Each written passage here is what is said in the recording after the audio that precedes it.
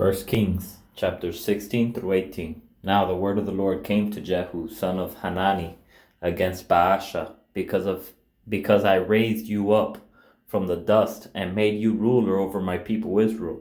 But you have walked in the ways of Jeroboam, and have caused my people Israel to sin, angering me with their sins. Take note, I will eradicate Baasha and his house, and I will make your house like the house of Jeroboam, son of Nebat. Anyone who belongs to Baasha and dies in the city, the dogs will eat, and anyone who is his and dies in the field, the birds will eat. The rest of the events of Baasha's reign, along with all his accomplishments and might, are written in the historical record of Israel's kings. Baasha rested with his ancestors and was buried in Tirzah. His son Elah became king in his place. But through the prophet Jehu, son of Hanani, the word of the Lord also had come against Baasha and against his house, because of all the evil he had done in the Lord's sight. His actions angered the Lord, and Baasha's house became like the house of Jeroboam, because he had struck it down. In the 26th year of Judah's king Asa, Elah, son of Baasha, became king over Israel, and he reigned in Tirzah 2 years. His servant Zimri, commander of half his chariots, conspired against him, while Elah was in Tirzah, getting drunk in the house of Arza, who was in charge of the household of Tirzah. In the 27th year of Judah's king Asa, Zimri went in and struck Elah down, killing him. Then Zimri became king in his place. When he became king, as soon as he was seated on his throne, Zimri struck down the entire house of Baasha. He did not leave a single male, including his kinsmen and his friends. So Zimri destroyed the entire house of Baasha, according to the word of the Lord he had spoken against Baasha through the prophet Jehu. This happened because of all the sins of Baasha and those of his son Elah, which they committed and caused Israel to commit, angering the Lord God of Israel with their worthless idols. The rest of the events of Elah's reign, along with all his accomplishments, are written in the historical record of Israel's kings. In the 27th year of Judah's king Asa, Zimri became king for 7 days in Tirzah. Now the troops were encamped against Gibbethon of the Philistines. When these troops heard that Zimri had not only conspired, but had also struck down the king, then all Israel made Omri, the army commander, king over Israel that very day in the camp.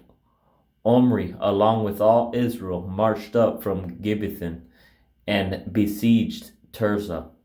When Zimri saw that the city was captured, he entered the citadel of the royal palace and burned it down over himself. He died. He died because of the sin he committed by doing what was evil in the Lord's sight, and by walking in the ways of Jeroboam, and the sin he caused Israel to commit. The rest of the events of Zimri's reign, along with the conspiracy that he instigated, are written in the historical record of Israel's kings. At that time, the people of Israel were divided. Half the people followed Tibni, son of Ginath, to make him king, and half followed Omri. However, the people who followed Omri proved stronger than those who followed Tibni, son of Ginath. So Tibni died, and Omri became king. In the 31st year of Judah's king Asa, Omri became king over Israel, and he reigned 12 years. He reigned 6 years in Tirzah. Then he bought the hill of Samaria and Shemer for 150 pounds of silver, and he built up the hill. He named the city he built Samaria, based on the name Shemer, the owner of the hill. Omri did what was evil in the Lord's sight. He did more evil than all who were before him. He walked in all the ways of Jeroboam, son of Nebat, in every respect, and continued in his sins that he caused Israel to commit, angering the Lord God of Israel with their worthless idols. The rest of the events of Omri's reign, along with his accomplishments and the might he exercised, are written in the historical record of Israel's kings. Omri rested with his ancestors and was buried in Samaria. His son Ahab became king in his place. Ahab, son of Omri, became king over Israel in the 38th year of Judah's king Asa. Ahab, son of Omri, reigned over Israel in Samaria 22 years. But Ahab, son of Omri, did what was evil in the Lord's sight, more than all who were before him. Then, as if following the sin of Jeroboam, son of Nebat, were not enough, he married Jezebel, the daughter of Ethbaal, king of the Sidonians, and then proceeded to serve Baal and bow and worship to him. He set up an altar for Baal in the temple of Baal that he had built in Samaria. Ahab also made an Asherah pole. Ahab did more to anger the Lord God of Israel than all the kings of Israel who were before him. During his reign, Hiel, the Bethelite, built Jericho at the cost of Abiram, his firstborn. He laid its foundation, and at the cost of Segub, his youngest, he finished its gates according to the word of the Lord he had spoken through Joshua, son of Nun. Chapter 17. Now Elijah, the Tishbite from Gilead, settlers said to Ahab, "As the Lord God of Israel lives, in whose presence I stand, there will be no dew or rain during these years, except by my command." Then the word of the Lord came to him, "Leave here, turn eastward, and hide at the Wadi Cherith, where it enters the Jordan. You are to drink from the Wadi. I have commanded the ravens to provide for you there." So he proceeded to do what the Lord commanded. Elijah left and lived at the Wadi Cherith, where it enters the Jordan. The ravens kept bringing him bread and meat in the morning and in the evening, and he would drink from the wadi. After a while, the wadi dried up because there had been no rain in the land. Then the word of the Lord came to him, "Get up, go to Zarephath that belongs to Sidon, and stay there. Look, I have commanded a woman who is a widow to provide for you there." So Elijah got up and went to Zarephath. When he arrived at the city gate, there was a widow gathering wood. Elijah called to her and said, "Please bring me a little water in a cup and let me drink." As she went to get it, he called to her and said, "Please bring me a piece of bread in your hand." But she said, "As the Lord your God lives, I don't have anything baked, only a handful of flour in the jar and a bit of oil in the jug. Just now, I am gathering a couple of sticks in order to go prepare it for myself and my son, so we can eat it and die." Then Elijah said to her, "Don't be afraid. Go and do as you have said. But first, make me a small loaf from it and bring it out to me. Afterward, you may make some for yourself and your son. For this is what the Lord God of Israel says: the flour jar will not become empty, and the oil jug will not run dry until the day the Lord sends rain on the surface of the land." So she proceeded to do according to the word of Elijah. Then the woman Elijah and her household ate for many days. The flour jar did not become empty, and the oil jug did not run dry, according to the word of the Lord he had spoken through Elijah. After this, the son of the woman who owned the house became ill. His illness got worse until he stopped breathing. She said to Elijah, "Man of God, what do you have against me? Have you come to call attention to my iniquity so that my son is put to death?" But Elijah said to her, "Give me your son." So he took him from her arms, brought him up to the upstairs room where he was staying, and laid him on his own bed. Then he cried out to the Lord and said, "Lord my God, have you also brought tragedy on the widow I am staying with by killing her son?" Then He stretched himself out over the boy 3 times. He cried out to the Lord and said, Lord my God, please let this boy's life come into him again. So the Lord listened to Elijah, and the boy's life came into him again, and he lived. Then Elijah took the boy, brought him down from the upstairs room into the house, and gave him to his mother. Elijah said, Look, your son is alive. Then the woman said to Elijah, Now I know you are a man of God, and the Lord's word from your mouth is true. Chapter 18. After a long time, the word of the Lord came to Elijah in the 3rd year. Go and present yourself to Ahab. I will send rain on the surface of the land. So Elijah went to present himself to Ahab. The famine was severe in Samaria. Ahab called for Obadiah, who was in charge of the palace. Obadiah was a man who greatly feared the Lord, and took 100 prophets and hid them, 50 men, to a cave, and provided them with food and water. When Jezebel slaughtered the Lord's prophets, Ahab said to Obadiah, Go throughout the land to every spring and to every wadi. Perhaps we'll find grass so we can keep the horses and mules alive and not have to destroy any cattle. They divided the land between them in order to cover it. Ahab went one way by himself, and Obadiah went the other way by himself. While Obadiah was walking along the road, Elijah suddenly met him. When Obadiah recognized him, he fell face down and said, Is it you, my lord Elijah? It is I, he replied. Go, tell your lord Elijah is here. But Obadiah said, What sin have I committed that you are handing your servant over to Ahab to put me to death? As the Lord your God lives, there is no nation or kingdom where my Lord has not sent someone to search for you. When they said, He is not here, he made that kingdom or nation swear they had not found you. Now you say, Go, tell your Lord Elijah is here. But when I leave you, the Spirit of the Lord may carry you off to some place I don't know.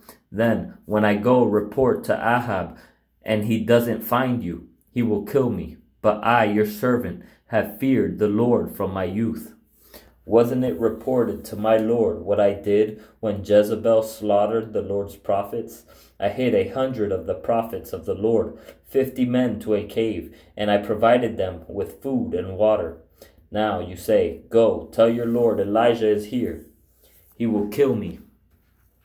Then Elijah said, As the Lord of armies lives, in whose presence I stand today, I will present myself to Ahab.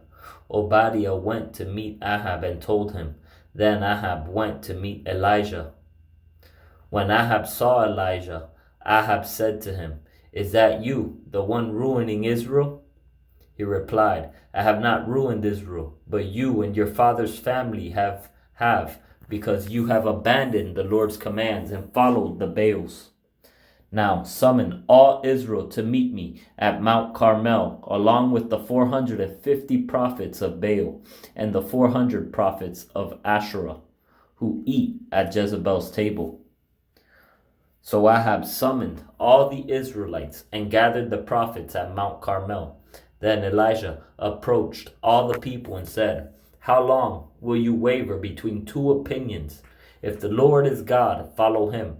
But if Baal, follow him. But the people didn't answer him a word. Do not have a divided heart. Then Elijah said to the people, I am the only remaining prophet of the Lord. But Baal's prophets are 450 men. Let 2 bulls be given to us. They are to choose 1 bull for themselves, cut it in pieces and place it on the wood. But not one light, but not light the fire. I will prepare the other bull and place it on the wood, but not light the fire. Then you call on the name of your God, and I will call on the name of the Lord. The God who answers with fire, he is God. All the people answered, That's fine. Then Elijah said to the prophets of Baal, Since you are so numerous, choose for yourselves 1 bull and prepare it first. Then call on the name of your God, but don't light the fire. So they took the bull, that he gave them, prepared it, and called on the name of Baal from morning until noon, saying, Baal, answer us. But there was no sound. No one answered. Then they danced around the altar they had made. At noon, Elijah mocked them. He said, shout loudly, for he's a god. Maybe he's thinking it over. Maybe he has wandered away, or maybe he's on the road. Perhaps he's sleeping and will wake up. They shouted loudly and cut themselves with knives and spears according to their custom until blood gushed over them. All afternoon they kept on raving until the offering of the evening sacrifice. But there was no sound. No one answered. No one paid attention. Then Elijah said to all the people, come near me. So all the people approached him. Then he repaired the Lord's altar that had been torn down. Elijah took 12 stones according to the number of the tribes of the sons of Jacob, to whom the word of the Lord had come, saying, Israel will be your name. And he built an altar with the stones in the name of the Lord. Then he made a trench around the altar, large enough to hold about 4 gallons. Next, he arranged the wood, cut up the bull, and placed it on the wood. He said, fill 4 water pots with water, and pour it on the offering to be burned and on the wood. Then he said a second time, and they did it a second time. And then he said a third time, and they did it a third time. So the water ran all around the altar. He even filled the trench with water. At the time for offering the evening sacrifice, the prophet Elijah approached the altar and said, Lord, the God of Abraham, Isaac, and Israel, today let it be known that you are God in Israel, and I am your servant, that at your word I have done all these things. Answer me, Lord. Answer me so that this people will know that you, the Lord, are God, and that you have turned their hearts back. Then the Lord's fire fell and consumed the burnt offering, the wood, the stones, and the dust, and it licked up the water that was in the trench. When all the people saw it, they fell face down and said, the Lord, He is God. The Lord, He is God. Then Elijah ordered them, seize the prophets of Baal. Do not let even one of them escape. So they seized them, and Elijah brought them down to the Wadi Kishon and slaughtered them there. Elijah said to Ahab, go up, eat and drink, for there is the sound of a rainstorm. So Ahab went to eat and drink, but Elijah went up to the summit of Carmel. He bent down on the ground and put his face between his knees.